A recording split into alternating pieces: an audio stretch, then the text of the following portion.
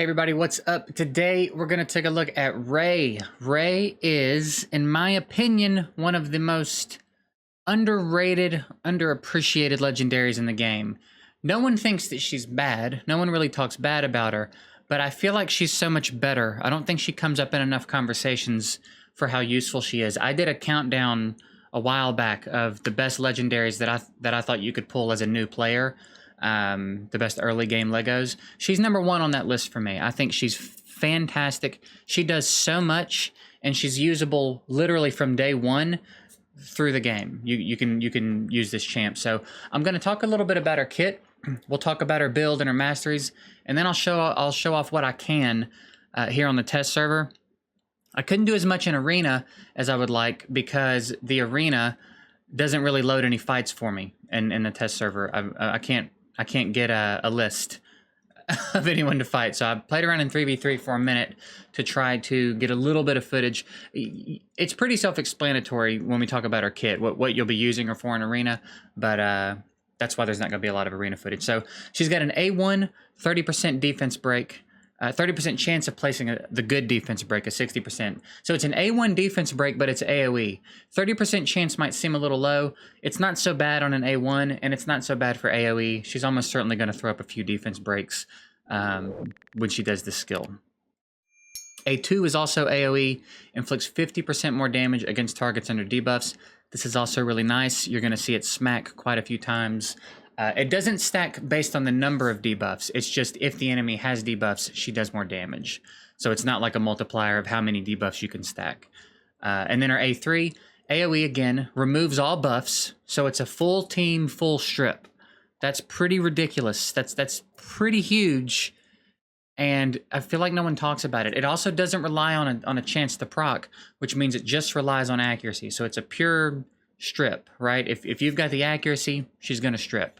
Then has a 50% chance of placing a freeze. You can skill it up and increase that rate as well. It's a very reliable freeze. You're going to see her land this freeze quite a bit. If you want to use her more heavily in arena, of course, you're going to need to focus accuracy a little bit more. You know, the 250 threshold that we shoot for PvE stuff isn't going to cut it if you're trying to use her for this in arena. You know, you're going to need to get her up there like a Saris, kind of the same way you would do Saris, right? And then she's got a 33% speed lead in dungeons. This is huge. This is huge, especially if you're new to the game. If you're earlier in the game, 33% is crazy. It's almost the equivalent of having 3 speed sets on. That would be 36% of their base speed. This is almost the equivalent of having your whole team in 3 speed sets. This is a huge bump. It's going to make your life so much easier. And even if you're stronger, if you're a little bit further in the game, this can help you run so many circles around the enemies as you go through these waves. So for her build, this is what we've put on her. It's a stun set.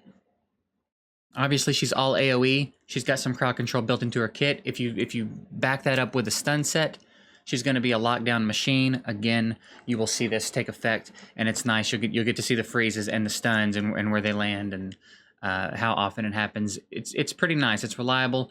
Great for faction wars. Great for dungeon waves. Can be really nasty in arena too. We tried to get some speed on her. I tried to keep it's a pretty solid build. So if you're earlier in the game, if you're newer, you don't have to match these stats. You don't even have to get her on a stun set. This is just kind of like, if you've got it, great. But you can just build her standard damage. You can build her for different things. But this is a decent enough build on a stun set with perception, so we get a little bit of accuracy. You see, we don't even quite hit the threshold we needed to hit. Her crit rate's not maxed out. Her crit damage is decent enough. She's fairly fast. Her attack's okay. Nothing about her is crazy, despite there being some legendary gear here. You know, it might look like it's an insane build. It's really not that crazy. So that's the logic behind the stun set, just further solidify the crowd control. And then if you want to take a peek at her masteries, that's what we did. I really like Helm Smasher for the ignored defense proc. You could also just give her flawless execution if you wanted to stack the crit damage.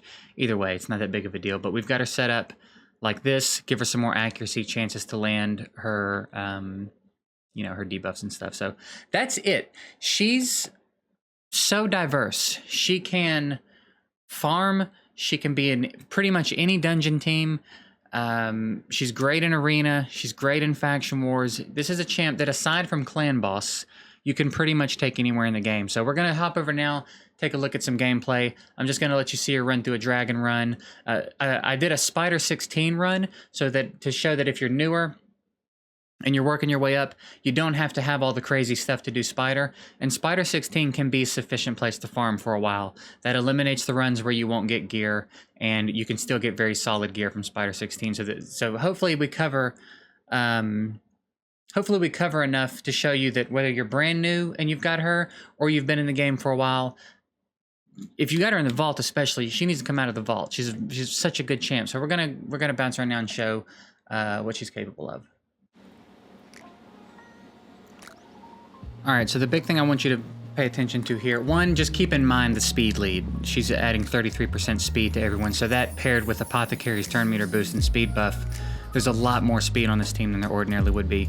If you notice, she just froze everybody. She also landed a couple stuns just as backup insurance, but just keep an eye on the crowd control. Every time she uses that A3, watch how many freezes she lands, watch how often she's stunning with the stun set, and then that skill right there, keep an eye on that one, because that's a pretty hefty smack, considering she's not max HP scaling or anything like that. She's just doing damage, so just all around contribution. Just keep an eye on that throughout the run.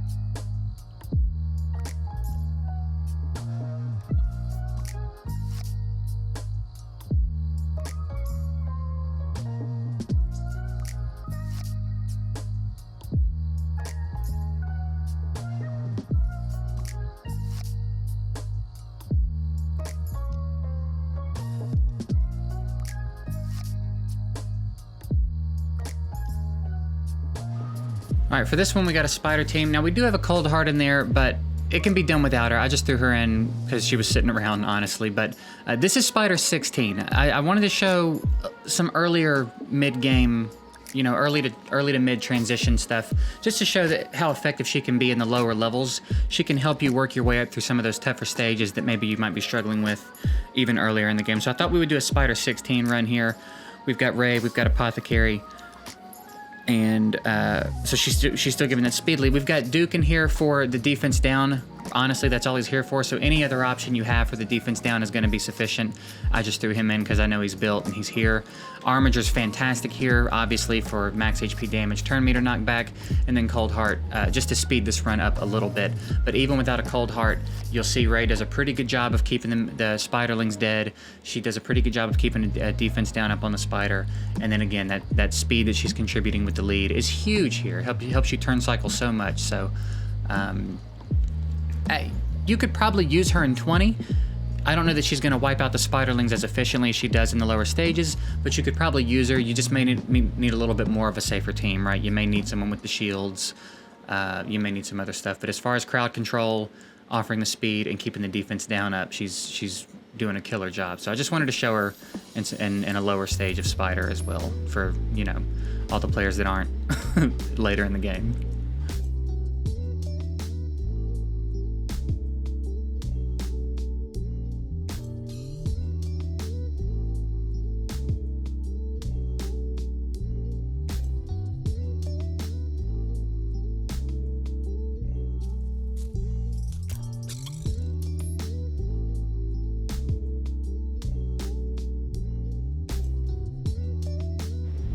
Real briefly here, just take a look at how she performs in Arena. I didn't tune this team, I didn't build this team, I just threw a couple champs in. I'm gonna let Cardiel do his thing. We're gonna try to take out, I think we go for the Duchess here. And and then you'll see Ray with the cleanup. Again, it's a little bit hard for me to showcase her in arena because I can't get a good arena list.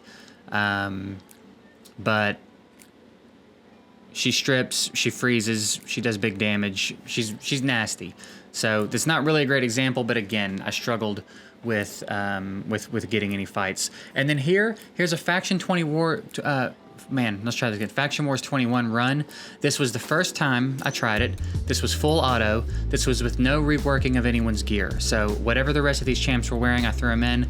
I just want you to see again Ray's contribution here. The crowd control, the defense downs, the big damage, and I mean, that's hefty. She's doing a lot. Every time she takes a turn, it's significant.